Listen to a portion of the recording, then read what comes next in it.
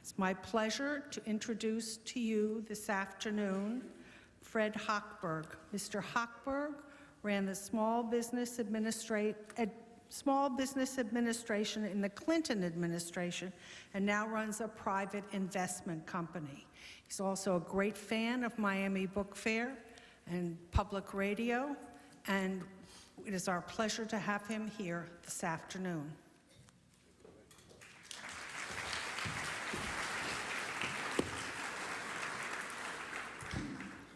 My goodness, a lot of people here. I questioned why I was actually asked to make this introduction. I just said to one of the authors, I'm actually a practitioner, not a scholar, not an intellectual. And I thought about an introduction. I was given very clear notes to not only speak for a minute or two, be very brief. And years ago, I was at a political event when Chuck Robb was running for the Senate for the first time. And the lieutenant governor introduced him and said, the essence of a good speech is to have an introduction that lays out what you're going to say, have a conclusion that repeats those points and goes back to the introduction, and to keep them very close together. So in conclusion, I want to conclude this introduction. I was in the Clinton administration, so I thought it's somewhat ironic that I would be introducing Christopher Hitchens, one of the most fiercest critics of the Clinton administration, Bill Clinton. And I thought, well, the only thing that he and I may share is this podium. So we'll find out in the next 40 minutes if that's true. And we're going to be here to talk about his new book, Why Orwell Matters. I'm also here to introduce David Rieff and his new book, A Bed for the Night, Humanitarianism in Crisis. And we chatted briefly because I do some work on microlending in the developing world. The other thing I have in common with David Rieff is I too have a mother in the field. And my mother's Lillian Vernon of the catalog business, and I worked with her for 20 years. So I have some idea what it's like to work in a field with a parent that casts a large shadow and also to have your own voice. So with that, I'm happy to introduce both Christopher Hitchens and David Rieff. They're going to speak briefly. I'm then going to come back. We'll have questions from the floor. The point of today is to have a lively debate, which is what this country is based upon and what these books are based on, to keep it lively and contrarian. And I will be somewhat autocratic, however, to make sure questions are brief, crisp, and can be answered. And then in the end, I hope that you'll all buy their books, because that's the other reason we're here. So with that, let me introduce our two guests.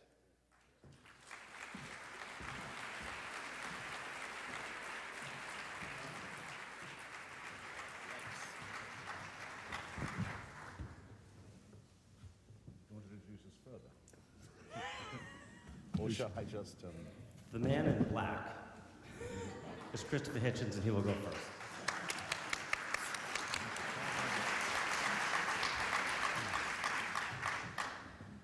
Thank you for an admirably terse introduction, and thank you, ladies and gentlemen, brothers and sisters. Hope I can stretch it to comrades and friends. Good. For coming on such a beautiful day. David and I have decided that since the topic, the rubric of this is so elastic, that it will accommodate both of us pitching our own books. And I'm going to say why I think that where George Orwell is concerned, there's no time like the present, okay? And I'm going to justify it as follows. Those of you who saw recent developments in Mesopotamia and saw that Mr. Saddam Hussein Tikriti had decided that what he needed was not just a vote, a referendum, but he needed 100% vote for himself in the referendum, and not alone that, 100% turnout in the referendum, and was able to achieve all these three things. In other words, to add what we, I think, can say fairly safely is his last episode of complete humiliation of his tortured and oppressed and immiserated and terrified people, to demand one more moment of them where they must acknowledge him not just as their leader, but as a god, one more moment of complete abnegation on their part and aggrandizement on his. Well, what is this but the total state? What is this but the Big Brother system? What is this but the horror of a regime which does not insist merely on compliance, does not demand only obedience, does not demand only conformity, but insists on applause, insists on support, insists on endorsement and adoration as well. The hysterical, sadomasochistic element that lies behind the power relationship, which George Orwell was so brilliant in evoking. I've been in Iraq a few times, and I've also been in North Korea. I'm well up on my axis, in other words. And I thought I'd read you just a short stave from what I wrote from North Korea before it became evident that the North Korean regime would again trouble our sleep by spending on uranium and plutonium and on weapons of mass destruction what it does not spend on its starving, wretched, tyrannized people. Here's what I wrote a couple of years ago when I was finishing this book. In the closing months of the 20th century, I contrived to get a visa for North Korea. Often referred to as the world's last Stalinist state, it might as easily be described as the world's prototype Stalinist state. Founded under the protection of Stalin and Mao, and made even more hermetic and insular by the fact of a partitioned peninsula that, so to speak, locked it in, the Democratic People's Republic of Korea still boasted the following features at the end of the year 2000. On every public building, a huge picture of the great leader, Kim Il-sung, the dead man, who still holds the office of president, in what one might therefore term a necrocracy, or a mausolocracy. All other senior posts are occupied by his son, the dear leader, Kim Jong-il. After all, Big Brother was a perversion of family values as well. Children march to school in formation, singing songs in praise of the aforesaid leader. Photographs of the leader, displayed by order in every home. A lapel button with the features of the leader, compulsory wear for all citizens. Loudspeakers and radios blasting continuous propaganda for the leader and for the party. A society endlessly mobilized for war. Its propaganda both hysterical and, in reference to foreigners and foreign powers, intensely chauvinistic and xenophobic. Complete prohibition of any news from outside or any contact with any other countries. Absolute insistence in all books and in all publications on a unanimous view of a grim past, a struggling present, and a radiant future. Repeated bulletins of absolutely false news of magnificent production targets. A pervasive atmosphere of scarcity and hunger, alleviated only by the most abysmal and limited food. I had to eat a dog in Pyongyang, finally. Don't ask for doggy bags in North Korean restaurants, by the way. Grandiose and oppressive architecture. A continuous stress on mass sports and mass exercise. Apparently total repression of all matters connected to the libido. Newspapers with no news, shops with no goods, an airport with no planes, a vast nexus of tunnels underneath the capital city, connecting different party and police and military bunkers. There was, of course, only one word for it, and it was employed by all journalists, all diplomats, and all of the few overseas visitors. It's the only time in my writing life when I have become tired of the term Orwellian. I'm with my friend Martin Amis in his book, The War Against Cliché, or at least I'm with him about the title. I was once in Prague under the old regime, the old communist regime, and I thought, I'm going to get out of this, I'm going to write an article, and I'm not going to mention Kafka. I'm going to be the first writer from Prague not to do it. And then I went to this opposition meeting held in a private apartment, and the door fell in and the secret police were there, and I thought, never mind, I'm still not going to do it. And then they put me under arrest, and then I said, well, what's the charge? And they said, we're not telling you. And I thought, now I'm probably stuck with it. Well, that's what it's like trying to keep Orwell out of discussions of North Korea. I'll just finish my paragraph. In some respects, the North Korean nightmare falls short of Orwell's dystopia. The regime is too poor and too inefficient to provide telescreens or even wireless sets to most of its subjects. In some respects, however, it's infinitely more forbidding Winston and Julia would have had no chance at all for a moment of private delight in the countryside, let alone the lease of a crummy flat in some anonymous proletarian quarter of town.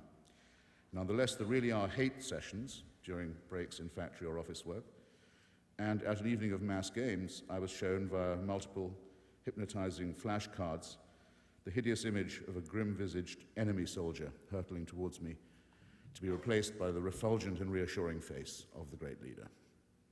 These are details. What was entirely unmistakable was the atmosphere of a society where individual life is absolutely pointless, and where everything that is not absolutely compulsory is absolutely forbidden. The resulting dankness and dinginess and misery would have been almost indescribable without reference to a certain short novel that had been bashed out on an old typewriter against the clock by a dying English radical half a century before. Now, in getting the three great questions of the last century, the century that's just banged shut behind us, the 20th century, getting them right, all of three of them, and being, I think, the only public intellectual who can claim to have done so, in other words, incorrectly diagnosing the end of imperialism, the rise of fascism, and the delusion or hallucination of Stalin and of Stalinism, Orwell relied on some very excellent political intuitions and instincts, and I think he understood the pornographic element that lies at the heart of the exercise of power, partly from having been a policeman and a jailer in the colonies, as well as later in his life a victim and a persecuted person in Spain. But he didn't just bring political intuition to this, he brought a certain attitude to language and the relationship of language to truth. That's important to us as well. And again, just to keep my allusions, my references contemporary, or contemporaneous, as people for some reason now like to say. Anyway, to make them relevant to what we're talking about, all of us at the present, I would give you just two examples. One, I don't think in the next few weeks, whatever happens, that any spokesman from the Department of Defense will ascend any podium and refer to collateral damage. I think it's been put to sleep, that term. I think everyone's seen through it. Everyone knows how to wrinkle their nostrils or to laugh or to deplore or decry what we call euphemism. In other words, giving a pretty name to a nasty thing. They'll have to say civilian casualties, or they'll have to come up with another euphemism which will be laughed out of court, I hope, just as quickly. And I was impressed and rather pleased, I must say, to see that when collateral damage was in the process of being put out of business, that most people mentioned that it was the sort of thing that Orwell taught us to see through, that it was, as it were, an Orwellian moment. I'd like to say that I think the same may apply, because it's very easy for people to tell Orwellian isms or nasty euphemisms in other people's speech. They're not always as good at detecting them in their own.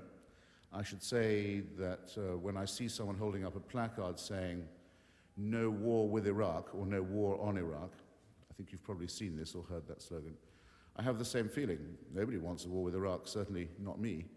And no one's calling for one either, or proposing one. There does seem to be a quarrel with Saddam Hussein and with his regime, and it seems probably, to me at any rate, it seems an inescapable quarrel, unless one believes in coexistence with aggressive totalitarianism. But if you remember, the slogan of the 100% vote and the 100% turnout was, by the party and by the regime, "Saddam is Iraq, Iraq is Saddam." Let no one who holds up a poster making that confusion be unaware or unashamed, therefore, of what they're doing. So this is my case for the extreme contemporary relevance of Orwell, but I'd be very happy to answer any questions about any other aspect of his work, or to be challenged on anything else I've said. And again, thank you for coming, and we'll be at your service very soon. Ciao.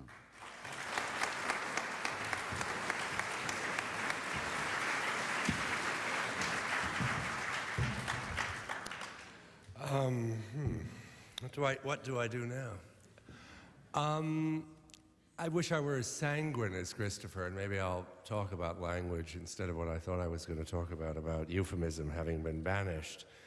The most obvious example of euphemism on the administration's part today strikes me as regime change.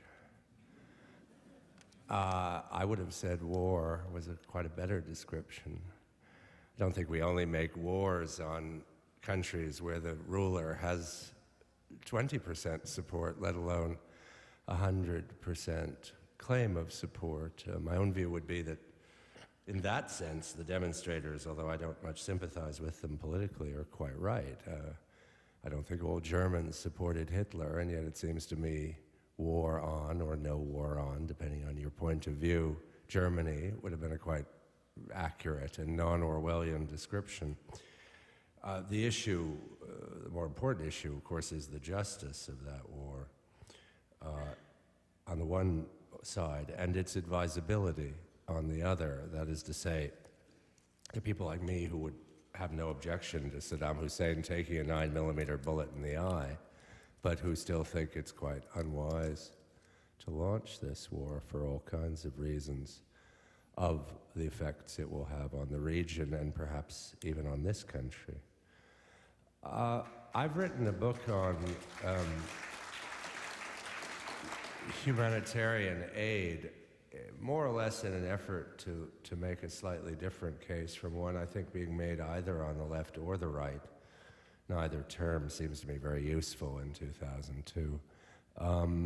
It's a sentimental term, and sentiment, in my view, is a prophylactic against thought. I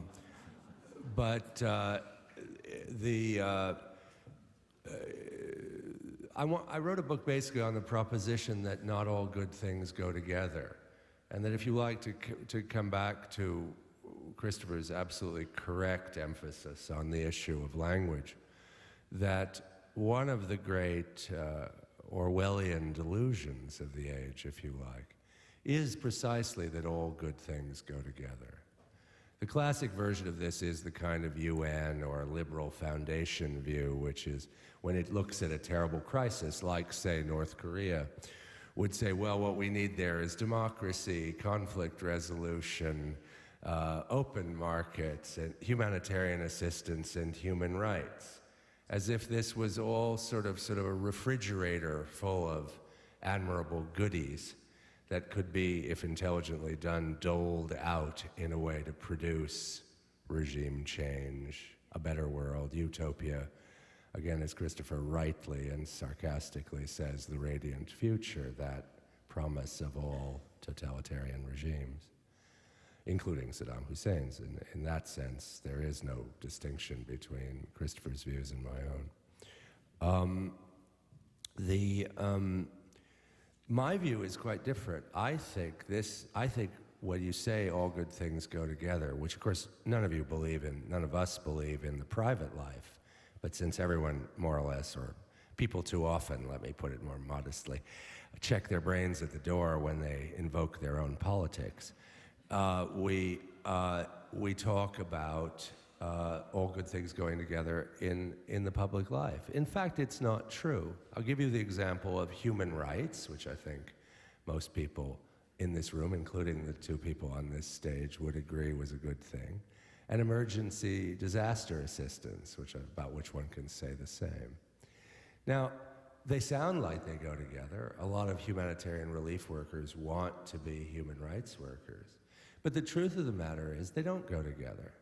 A human rights worker is by definition a legal fundamentalist, a person who believes the law must apply to everybody, that there's a body of international law that prevents states from acting freely toward their own peoples, prevents them from torturing, from banning newspapers, from starving people, as the North Korean government is currently doing.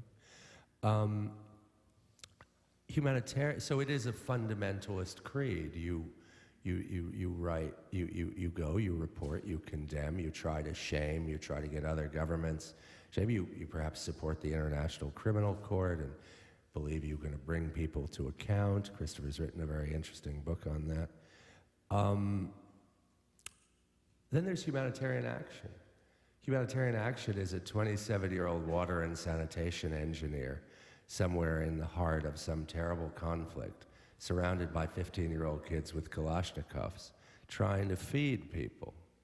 Now, by definition, that aid worker must make compromises with butchers. You could say that compromise is the basic stock in trade of the relief worker, because otherwise it's just someone getting on his or her plinth and spouting agreeable sentiments. If you actually want to get the food to the people who need it, you have to do it in one of two ways. You have to do it on the backs of an intervening army, as for example the UN intervention in Somalia, or you've got to make deals with the local butchers, one or the other. And indeed the marriage of humanitarian relief with state power, as in Kosovo and Afghanistan, where humanitarian relief workers in effect became subcontractors to NATO, or for that matter, the marriage with the human rights organizations suggests that if you don't want to make deals with butchers, you have to call for outside military interventions. That's why the Bush administration is not being disingenuous or using a flag of convenience when it says that its goals in a place like Afghanistan, in a place like Iraq, in Kosovo, are partly humanitarian. That's not hype. They're perfectly sincere. The case I would make, though, is that in that situation, humanitarian action is always the subordinate, is always doing the saluting, and states are doing the ordering. And I don't think that's a good thing. In fact, I've written a book which is basically an appeal for a fundamentalist humanitarianism, that is, a humanitarianism much more like the International Committee of the Red Cross, that is strictly neutral. Now, to say this doesn't mean one couldn't support an intervention, whether it was in Mesopotamia, as Christopher picturesquely puts it, or in Kosovo, where I did support the intervention, but not, and I would argue, never on humanitarian grounds. One should give war back to the war makers and leave humanitarianism to the humanitarians. North Korea is a perfect example. The issue for a humanitarian in North Korea can only be one of two things. Do you call for a military intervention to topple Kim Jong-il? Or do you say, in order to get my aid through, I must work with Kim Jong-il and this regime that is exactly as Christopher describes it? This is, I recognize, not a very pleasant view of reality, but I actually think it's a preferable one to its alternative, which I would submit involves endless wars of altruism. And that, perhaps, is the worst Orwellian euphemism of all. Thank you very much.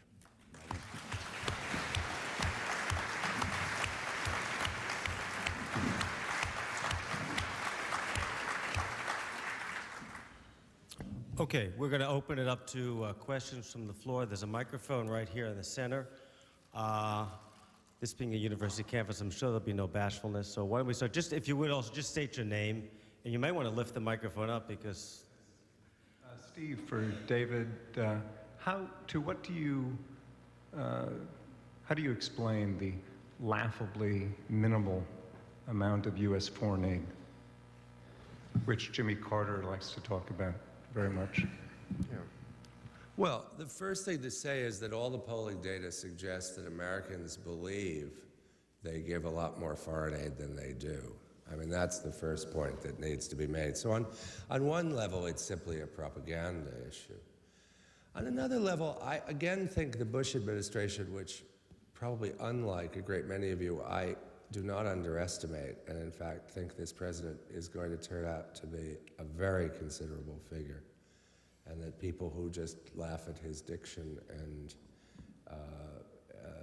his various missteps are very gravely missing the point of this guy, who is, I think, going to prove to be the second Reagan with all of the formidable qualities that entails. But leaving that to one side, I do think that the problem is that many people share the administration's implicit view, which is that we do the order, the imperial ordering of the world, And the Europeans should do all that foreign aid stuff. I think that's a deep, ingrained view in the public. I wish it were otherwise, because I think the UN calls for that, 1% of GNP to be given to aid would radically change the world. I mean, I think it's very foolish in these post-Reagan, post-Thatcher days, despite all the admitted corruption of many states in the poor world, to imagine that a few $1 billion wouldn't help a lot. Why don't we go to the corner? My name is Jules Sales. Do you hear me all right? Mr. Hitchens, I'm having a little bit of difficulty keeping up with your fast British accent, but am I to understand that you are in favor of war in Iraq? What's the bit you have difficulty keeping up with? No, I got the second sentence, but there was something you said you had difficulty with before. I was curious to know. In fact, I can't rest until I know what it is. Am I to understand that you are in favor of war in Iraq? No, that's the bit I got. You said there was something of mine you had difficulty keeping up with, and I have to know what it was. You're not going to say it, all right. Someone will tell me afterwards. But, I'm sorry, go ahead. Well, my view is that there will be a confrontation with Iraq, whether it is willed or not. This is for two reasons. One is the obvious one, the way that the Saddam Hussein regime has staked everything on, and really everything on its acquisition of weapons of genocide. And the other is that, for reasons I hinted at in my introduction, he's reached his Ceausescu moment. In other words, his extremely narrowly based regime. He's a member of a minority of the minority. He's a member of the Takriti clan of the Sunni Muslim. It's now like a pyramid balanced on its apex, if you like. It's it's going to fall. It's going to implode. So all the problems of a post-Saddam Hussein regime are going to be with us in any case. And these are amply rehearsed and very often stressed. Everyone more or less knows what they are: ethnic and religious turbulence, undoubtedly a strong desire for revenge on the part of a number of people. The possibility that damage will be done to the oil industry, the oil resources of the country, rather than give them up. Many such things. These are all going to be with us in any case.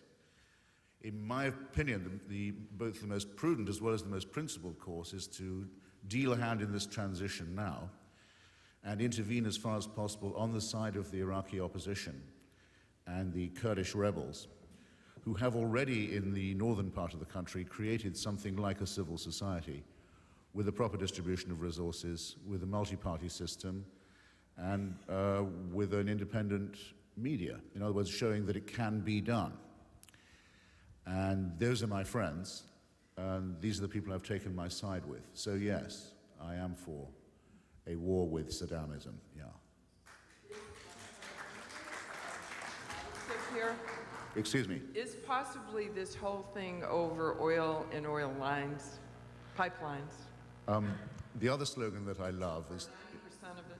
The other slogan that I've come to love, shall I say, is people saying no war. Sometimes they say no blood to make it sound better, but no war for oil. What can that slogan mean?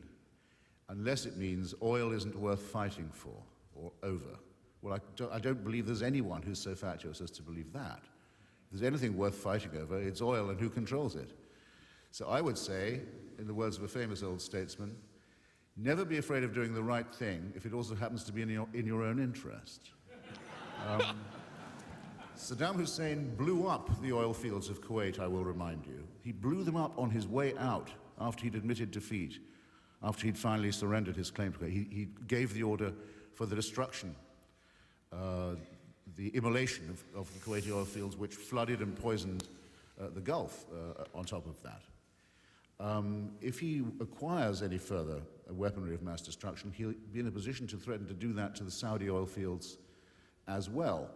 If those oil fields were ignited or irradiated, which is another option he might be able to give himself with a dirty bomb device, as it's sometimes everybody in the world would be a lot poorer right away.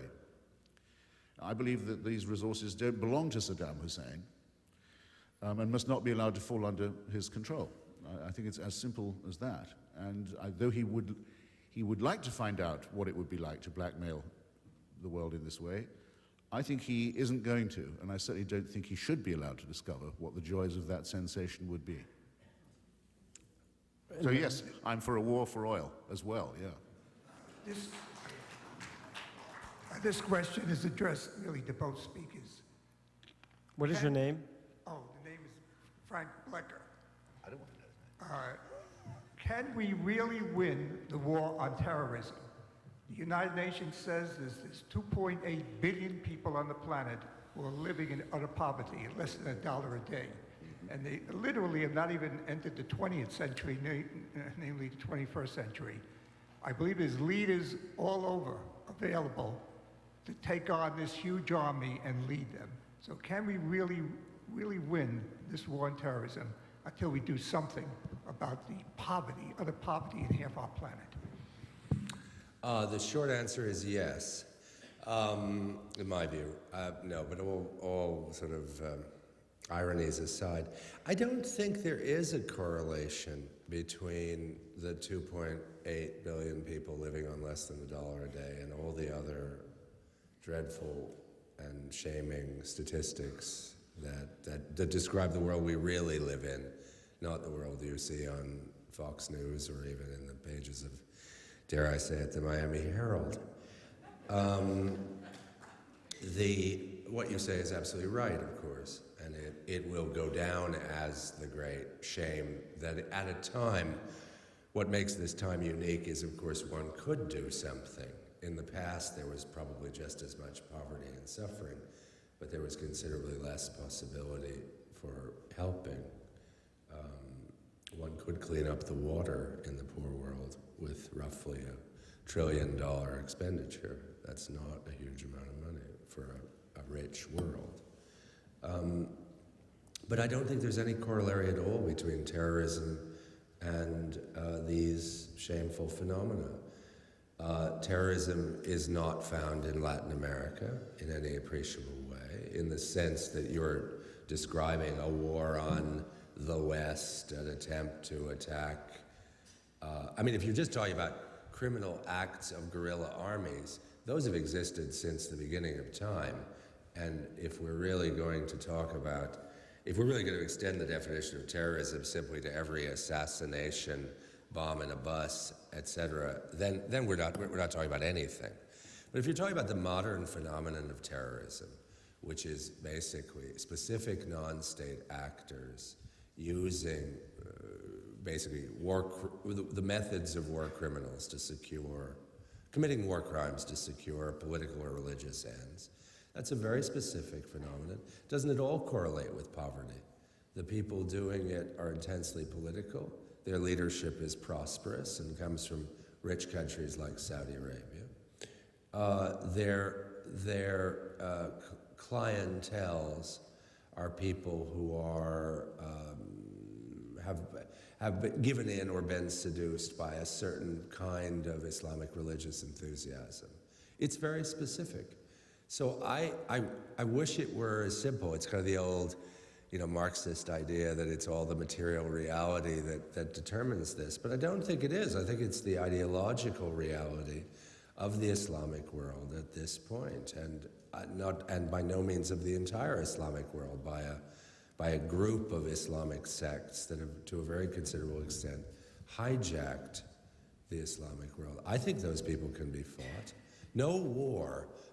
Americans talk about war as if the outcome is certain. No war, the outcome of no serious war is certain. And this, probably unlike the war in Iraq, is a serious war. So will we win? I have no idea. Can we win? Yes, I believe we can. Well, just a second, because I think the question was to both of us. Yeah. No, it's perfectly all right, my dear chap. Of course, David's right in saying that someone like Osama bin Laden is not a poor person. Indeed, his Al-Qaeda organization is in effect a bent multinational corporation run through crooked banks and front companies and so forth, as well as being a crime family, a cult group, and a fascist Camorra. And its members, as far as we know, are not attracted on the basis of their poverty and indigence. And you can imagine, if you want to think of the corollary, you have to imagine, say, Nelson Mandela or Salvador Allende calling on their supporters to use civilian aviation to inflict civilian casualties and crash planes into buildings. You know, you can't imagine it. People who genuinely care about these things don't resort to tactics of that sort. I believe myself that the victory over what we're talking about, that's to say theocratic fascism, is predetermined. It is an absolute certainty. Not because of any superiority that we have, whether military or moral, though both of those help. To have military superiority and an open society that can criticize itself are huge advantages, but because the victory of the other side is impossible to imagine. I mean, in the literal sense, impossible. What it demands is impossible. What it demands is that the Muslim world return to the desert and to the 7th century and live on the precepts of only one book. Well, even if every Muslim in the world decided they wanted to do that, they couldn't do it. And the evidence is that the majority of Muslims don't in any case. There's a civil war going on in the Muslim world at present between those who want to impose a bleak Sharia totalitarianism and those who do not. Those who want to do the former, those who want to impose a theocratic despotism, hope to win this war and impress the waverers by bringing it to the West. They've made a terrible mistake by doing so because they've made an unsleeping enemy. And they've hugely, I think, improved the chances that the civil war will now go the other way. But there would, even had it not been for the intervention of the forces of the coalition in Afghanistan, the Taliban regime would have imploded. It couldn't have continued to govern the country because religion is what it is. It is something, well, religion is a bit like living in North Korea, actually. It gives you many opportunities to praise the leader and to be grateful for everything the leader gives you. So, but it's not a way in which a society can be run. So I think one can say with absolute certainty that the victory over the terrorism we're talking about has in our minds been won already. Yes, my name is Eric Spire. I have a question for Mr. Hitchens. William Safire, not known for his liberal views, just attacked Admiral Poindexter for wanting to establish a center for dossiers on every American in this country. Very much like a Gestapo file, central file. It's really a creeping Orwellianism that's happening in this country in the guise of national security. I was wondering if you have any comments on where do you draw the line? Well, I was very sort of touched in a way to see that Admiral Poindexter was back. I knew that he hadn't gone to jail, and I remember being disappointed about that. And I remember having a special feeling about Mrs. Poindexter, who is the Reverend Mrs. Poindexter. I've never been able to find out in what denomination she's ordained, but anyway. I often used to think about the Poindexters and their home life and all that kind of thing. But I didn't expect him back in this capacity, and I thought William Safire wrote about it very well, because there's been a long struggle over the right of privacy in this country, and it's going to go on for a very long time. And I think those of us who favor the autonomy of the individual have just taken a bit of a hit. Not as big a hit, I think, as was taken, say, during the Emergency Death Penalty and Anti-Terrorism Act of the Clinton administration, which is still the one under which most prosecutors choose to bring arbitrary prosecutions. And the ACLU, if you remember, gave the Clinton administration the lowest score of any administration in history on civil liberties. There's been a tussle over, for example, the Patriot Act. I live in Washington. I've taken part in this tussle. Quite a number of libertarian conservatives have done a good deal of amendment to these acts. Roving wiretaps, things of this kind have been held off. John Ashcroft's just had to back off the idea of an official Secrets Act as well. He announced after a lot of lobbying and persuasion that he was determined that there was no need for such an act. So it's ridiculous to use the term Gestapo about this. And it would be a stretch, and believe me, I would have made the stretch if I thought it was worth it, to compare it with Orwell, too. I mean, I don't miss a chance to drag in Orwell when I can. I thought I would skip it on this occasion. When Mr. Lincoln decided to abolish habeas corpus during the Civil War, Washington was full of enemy agents, full of copperhead, pro-slavery supporters. I don't think it can be established that abolishing habeas corpus helped him to thwart that group, politically or militarily. And of course, the temptation to resort to such measures in time of war is very great. But we're not talking in the war in which we're actually engaged about free speech or free expression. We're talking about actual acts, and we do know that our society has been infiltrated, and we do know that it was done with great deliberation and ruthlessness and with murderous intent. And so I'm only interested really in debating this with people who I'm absolutely sure are sound on the first question. Okay? May I just add that I noticed a lot of you applauded when Gestapo was mentioned. And I really would urge you to read a couple of books about Nazi Germany and regain your equilibrium. I mean, it is obscene to compare the Ashcroft moves, even if you think they are terrible, to the Nazi state. I mean, talk about abuses of language. That is genuinely obscene. Well said. John Ice, and actually I have two questions for Christopher. Being a Orwell scholar, if Orwell were here today, what do you think that he would find admirable and detestable about contemporary American society? And the second question is there a contemporary political figure that, in your view, embodies the vision that Orwell had of a just and secure society?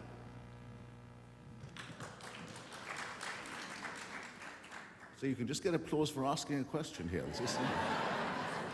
This is a very lenient audience, I must say. It's like the self-esteem programs in American schools.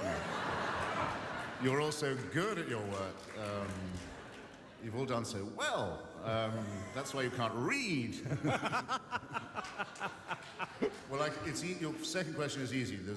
Orwell wouldn't. I mean, there is no one. It isn't a politician's job, in effect, to be an Orwellian figure. To describe someone as an Orwellian figure is to describe someone who, in a very determined way, refuses himself the lie, refuses himself propaganda, refuses himself euphemism or false consolation, and tries to face the world exactly as it is, and to report on it and its ideas with astringency. I suppose the only person in public life who would bear that comparison probably would be Václav Havel, and who did for a while try to lead a life of that kind, and is a bad politician as a result. And just written, by the way, a very funny memoir of being president and how hopeless he was at it and how he got worse at it the more he did it. So, to which I commend your attention. I say in my book that Orwell's great weakness is America, in that having got the three great questions that I mentioned right, he failed to see the other great question of the 20th century, which is the rise of the United States. He admired its society actually for something it now doesn't display much of, namely egalitarianism, because he thought that in the contest between liberty and equality, fraternity might be the thing that would make the difference, that could soften the contest. He admired America for that, and would probably have been disappointed to see there isn't so much egalitarianism now. He admired its literature and thought that its vernacular language showed an instinct for freedom, an instinct for liberty. He was correct about that, in my opinion. And suspected that it was harboring imperial designs. A question that hasn't yet been decided, or has it? My name is Maurizio, and I have a question to Mr. Hitchens. My question is this. With the war with Iraq, how do you think it'll affect the conflict between the Israeli and the Palestinians? The war with Iraq, the aftermath. Wait, you're not getting any applause for this? Okay, as if I'm not in enough trouble, the gentleman wants to know how I think conflict with Saddam Hussein would bear out on the pre-existing tussle between the Israelis and the Palestinians. Well, the conventional wisdom is that the United States' position would be much stronger if it had concluded an agreement, or sponsored, co-authored an agreement on Palestine first. It would have more credibility with the Arab world. It would have taken, a very inflammatory situation off the, I'm not going to say off the chessboard, would have had an emollient effect on the region in general. And it's easy to see the temptations of that. The disadvantage of it is the following. If you say to Saddam Hussein, we can't do anything about you until we've settled the Israel-Palestine dispute, then you give him rather a lot of notice, it seems to me. I mean, here is, after all, at least a 50-year-old conflict, currently in a very, very inflamed stage. So, well, until we've settled that, we can't do anything about Iraq. That's giving him a long lease. Second, it's giving him not just the incentive, but the opportunity to disrupt it. And of course, Mr. Hussein announces his pride and joy at being able to contribute where he can to the suicide murder campaign, which has been launched by a rejectionist wing of the Palestinian movement, and which has indeed helped very greatly to poison the atmosphere. And in fact, Mr. Saddam Hussein said the other day that every time he reads of a suicide attack, he feels he'd been on the mission himself. And I always, when he said that, I thought to myself, I only wish. So the argument, shall we say, of the regime changes is this: if you take out the keystone of Arab rejectionism, emancipate its people and its oil, I might add, madam, help to reconstitute its society, the Palestinians don't have any further recourse to rejectionism. They won't, in the case of a breakdown in negotiations, say, well, we can always go to Baghdad and get support from there, as they have in the past, as Arafat's often done. That option won't any longer exist. That might have a very good pedagogic effect on the negotiations, that's to say, on the Palestinian side. And in such a case, it seems to me the administration can face the Israelis and say that in return for a signed and checkable territorial settlement agreement, some of the settlements just have to come down. And this is the first president to use the words Palestinian and state in the same sentence. So that promise is implied in everything he does. And that's what I hope. Those are the two scenarios, and of the two, it seems to me that this one has a better chance of success than the proven failure of the Oslo Accords, which meant accepting everyone, including Arafat, at their face value. Mr. Hitchens, I was wondering if you had thought of Osama bin Laden as a kind of Goldstein character, and if the U.S. had actually determined that he had been killed, if they would fess up to that, because he seems to be so useful as a boogeyman. Regarding collateral damage, I think I did hear Donald Rumsfeld use that term, and I believe it was when the UN determined about 2,000 Afghanis were killed in the fighting. And he said, what of course would be said, that that's what you can expect in war. Now, if we do have a war there, and if there is collateral damage, what would be an acceptable amount of collateral damage to have oil for less? Because I don't think that it's quite as you put it, that this is a war for oil, and what better cause would there be? Because it's not oil or no oil, it's a lot of oil or less oil, really. And so would 10,000 be acceptable? How many where would you draw the line? Are you making me an offer? I say that only to show what a ridiculous question you've asked, but I won't dodge it. First, I don't think, well, I wish and I don't wish Osama bin Laden was right here now.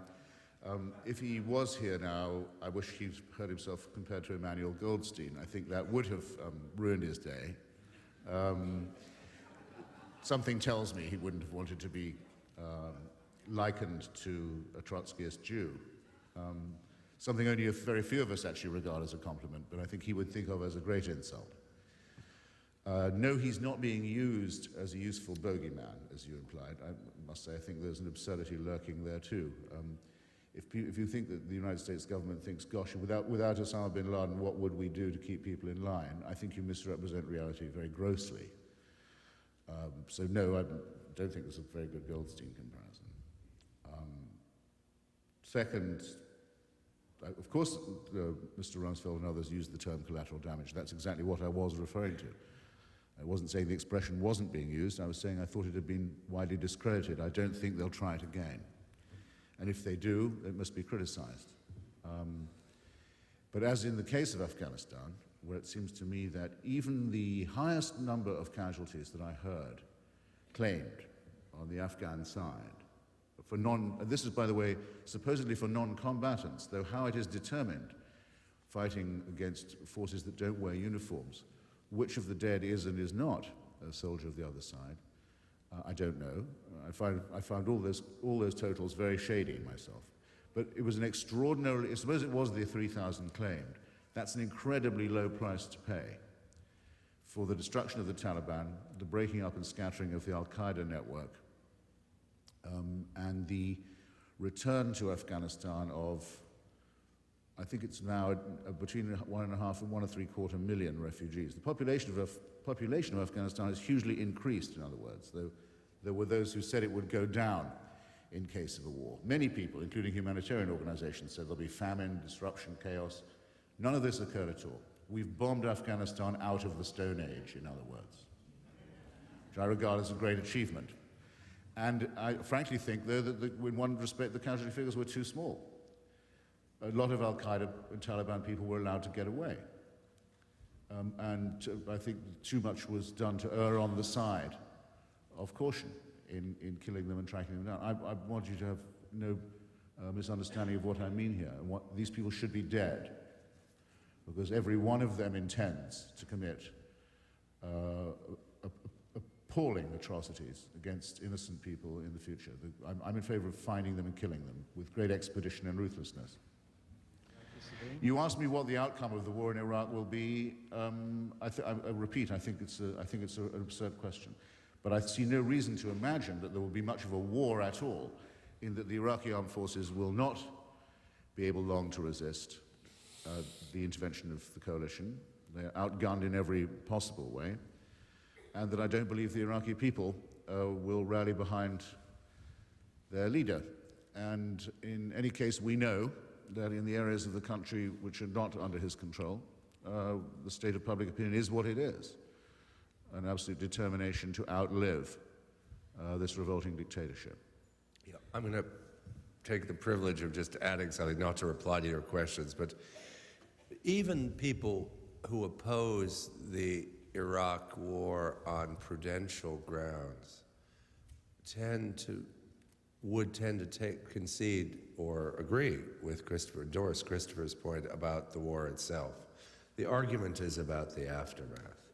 I don't think there are any serious observers of this situation who believe that, unlike the war on terrorism, which is going to be very long, very difficult, and involve a great many of the things that Christopher describes, which I would simply point out, if you talk about hunting people down and killing them without mercy, you're probably talking about committing war crimes, perhaps war crimes in a good cause, but war crimes under the Geneva Conventions.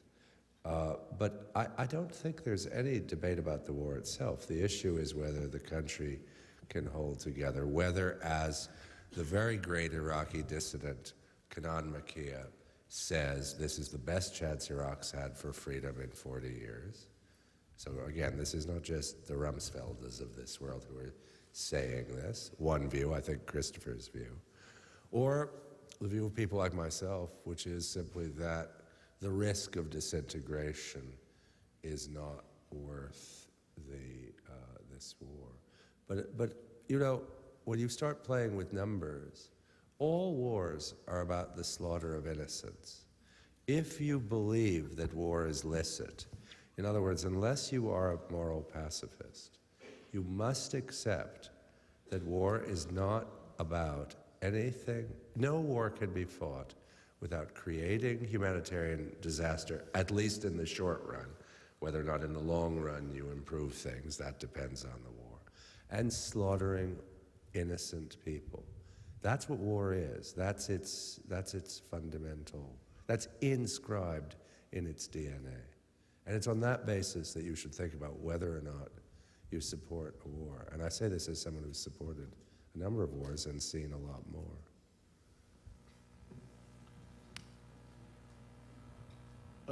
Mr. Hitchens, are you hopeful at all that Henry Kissinger will be brought to trial sometime in his lifetime? Well,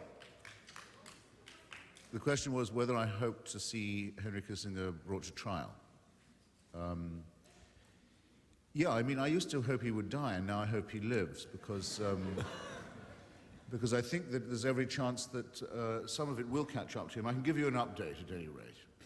On Memorial Day last year, I'm proud to say just after my book came out in French, he was visited by the gendarmerie in the Ritz Hotel in Paris on a good warrant from Judge Leloir, and served a summons to appear as a witness in a hearing about the disappeared French people in Chile, of whom there are quite a number. He chose not to answer the summons and fled town, but it's still extant when he goes back to France. So that's one of the countries he now can't go to.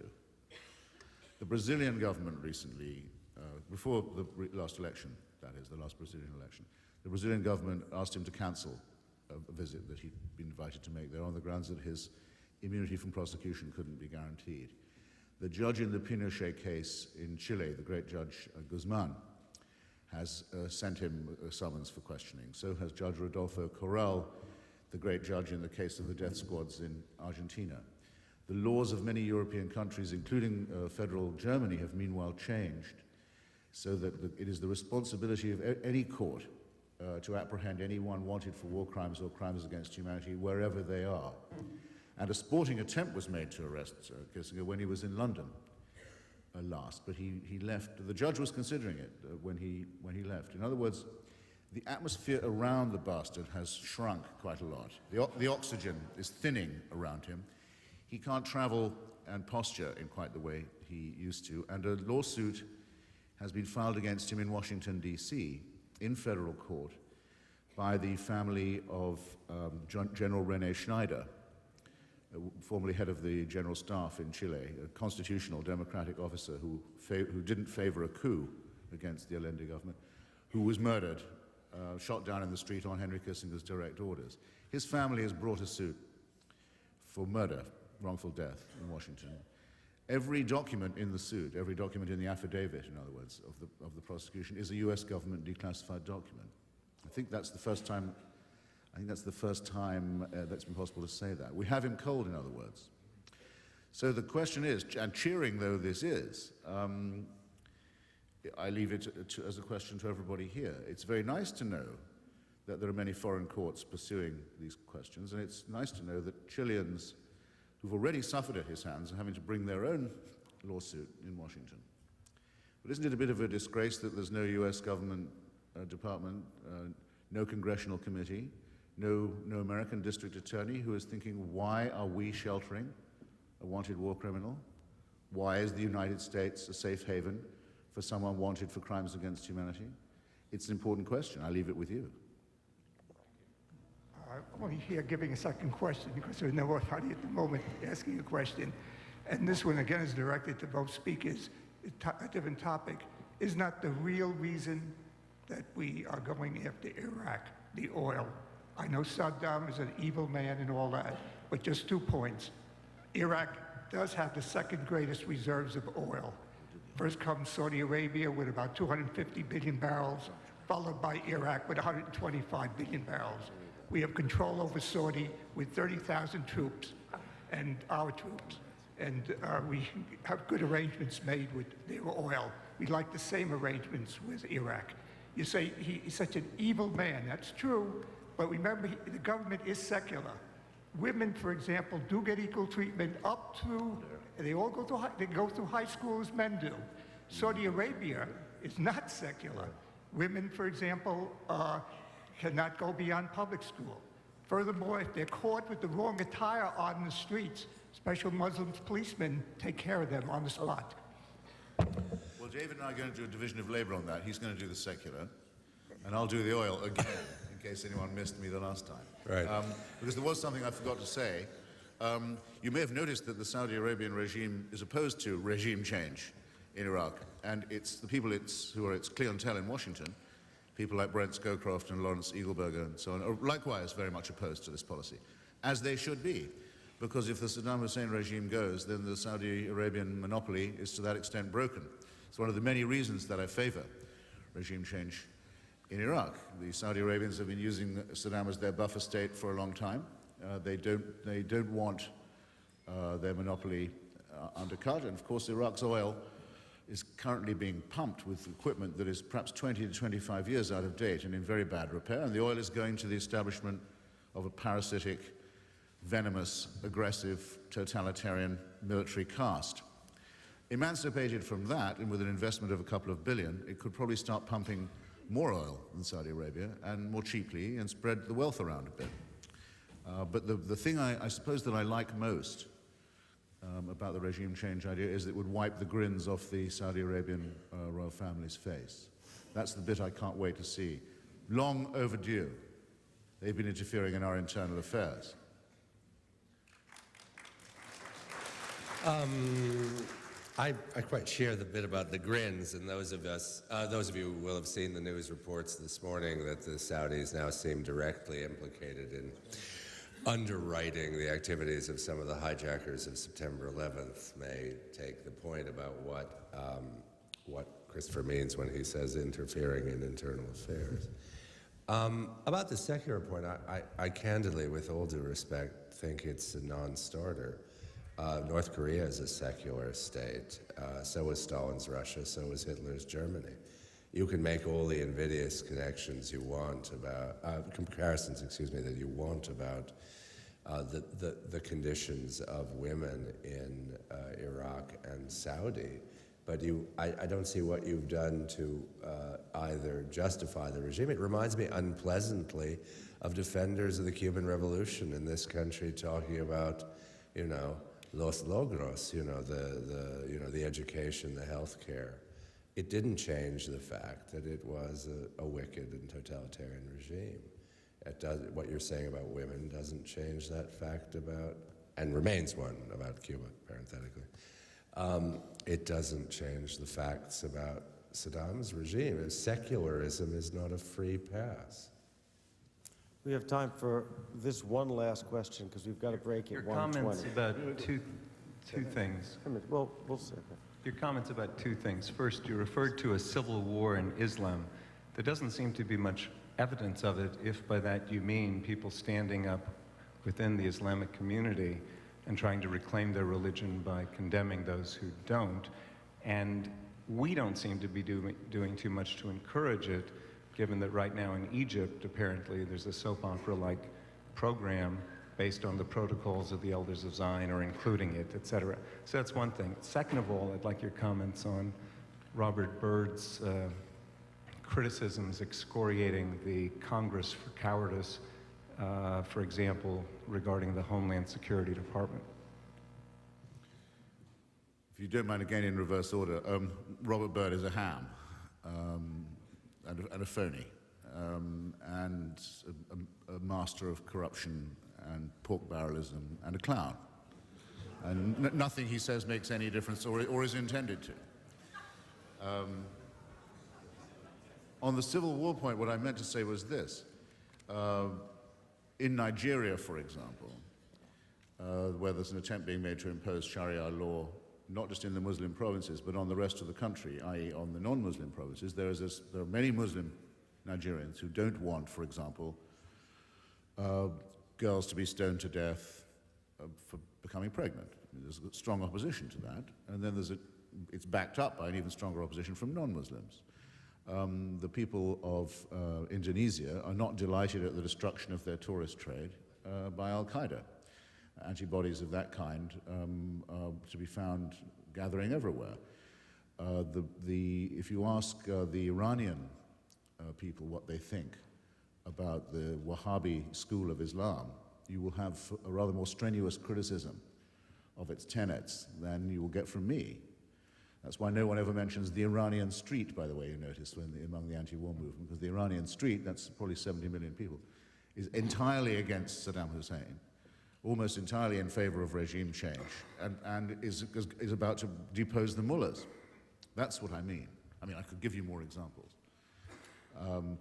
The willingness of Muslims to criticize their own religion isn't therefore necessarily entailed in what I'm saying. I mean, obviously, I would like a mass outbreak of atheism to occur, not just in the Muslim world, but I can't stipulate that as between Muslims who are for jihad and those who are not. I'm willing to make distinctions.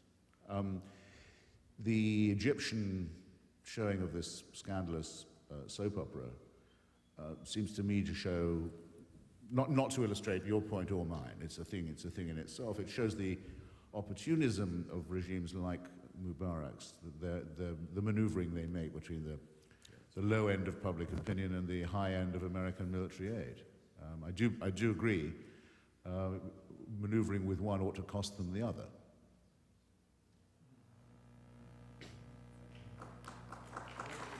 Oh, please, it's okay. Go on. I just have a quick suggestion. Hello? Yeah, okay. According to what I've heard you say, I would think that the way to minimize casualties would have Henry Kissinger take out Saddam Hussein and we'd be done with it. It would be easy. Well, I was touched, as I'm sure you all were, by the offer from Mr. General, actually, Tayyar Yassin Ramadan, Saddam Hussein's vice president, that there'd be a duel, a meeting of honor between Saddam Hussein and George Bush. And I don't know why the president didn't take him up on it, actually. So I have no doubt as to which one would walk away blowing the smoke from his Texan pearl-handled revolver. I wanted to just add something to what David said about secularism. He's, of course, quite right that the National Socialist regime was secular, though it did insist that every pulpit, Catholic and Protestant, celebrated the Führer's birthday every year, and the Vatican gave the order that every priest did celebrate the Führer's birthday from the pulpit every year, which is something that should be better known than it is. Saddam Hussein has recently added some verses from the Quran to his flag, usually has himself photographed or painted or represented at prayer or in religious garb, has made an attempt, I suppose some people would call it outreach, to represent himself in this way. And it's interesting to me because it bears on the question of his relationship to the Al-Qaeda network. I think they have a non-aggression pact that they concluded some time ago, rather as the Saudis did. They want the violence directed elsewhere and not at their own regimes. And I do think it's noticeable that whereas it can be debated the extent to which Saddam Hussein supports Al-Qaeda, the extent to which the bin Ladenists support Saddam Hussein seems non-debatable. They apparently regard his regime now as one of their causes. So I think that may be suggestive too. Anyway, it's insufficiently pointed out that the Al-Qaeda propaganda represents what it calls a war with or an attack on Iraq as an attack on a Muslim people or upon Islam. Ludicrous when you think about it. After all, the next regime will be just as Muslim. The Kurds are Muslim. In fact, they're Sunni Muslim. The Northern Alliance is Muslim. Hamid Karzai is a Muslim. It shows the utter absurdity of religious propaganda, but I guess we knew that going in. I think in the spirit of this being around lunchtime, that should conclude today. What you heard here was a mere appetizer or first course. The main course is available outside. These two gentlemen will be signing their books. Thank you for joining us today.